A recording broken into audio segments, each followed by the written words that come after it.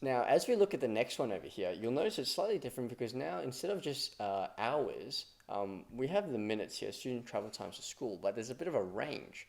So I guess it begs the question, how are we supposed to do this now, right? Well, we need some extra columns here because if we have a class, we call these classes, then typically what we do is we introduce something called the class center. So the class center is going to be the average of the two values on either side of the bound, right? For example, in the minutes, the first row, we've got 1 to 10. So if I was to take the average of that, so 1 plus 10, then divide by 2, I'll get 5.5. And so that's going to be my class center. And we can do that the same with 11 and 20. And then divide by 2, we get 15.5. And you'll notice there's a pattern that's sign form. Basically, it's going up by 10 each time, right? So we can go ahead and do that. Okay.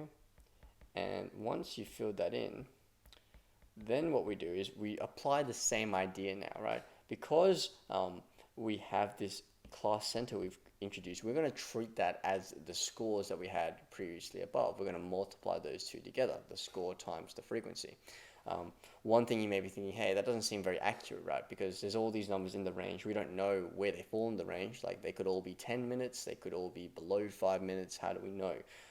And the emphasis is that it's an estimate, right? We don't know exactly, but it's another way of accumulating the data.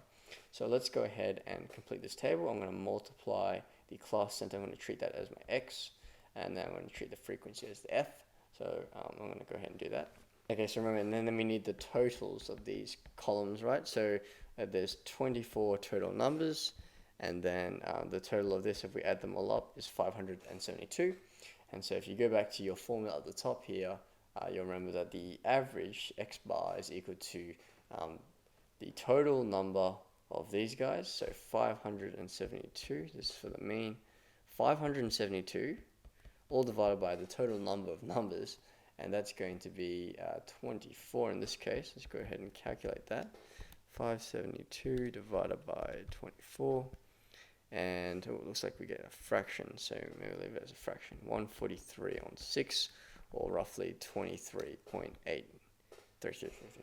Okay, so we've got the mean there. Let's look for the mode of the modal class, and it looks like it's going to be this one over here. So if they're looking for the modal class, that's basically saying which class appears the most times. That's going to be 11 to 20. Just be careful. Sometimes when we're looking at the summary, sometimes they refer to the class center as well. But just be clear in your answer which one you're doing. So the modal class is 11 to 20 in this one.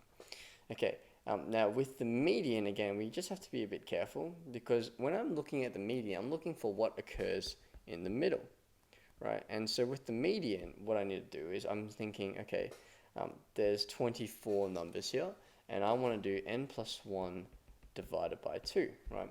So I'm going to do 24 plus 1, which is 25, divided by 2. So it's going to be 12.5 in this case. Remember, that's not the value of the median, that's the position of where it occurs. Now, because I have an even number of numbers, what's going to happen is it might occur between two other values, right? And in fact, it actually does in this case, because if you go to the 12.5 value, so if I look at the cumulative frequency, if I was adding these all up, let's go ahead and just move this out of the way for a second. So if I was looking at the cumulative frequency, I can add all these numbers up. So 5, 12, 16, 21, 22, 24, right? I'm looking at the 12th and half value.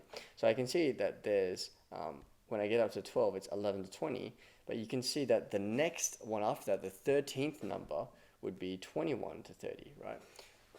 Or 25.5. So what do we do? Because the median technically occurs between these two classes, between the 11 to 20 class and the 21 to 30 class, right? So what we do is we actually use the class center in this case, right?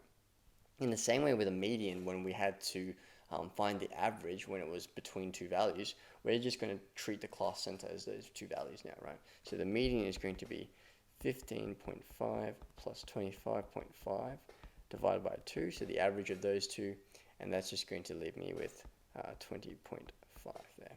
Okay, awesome.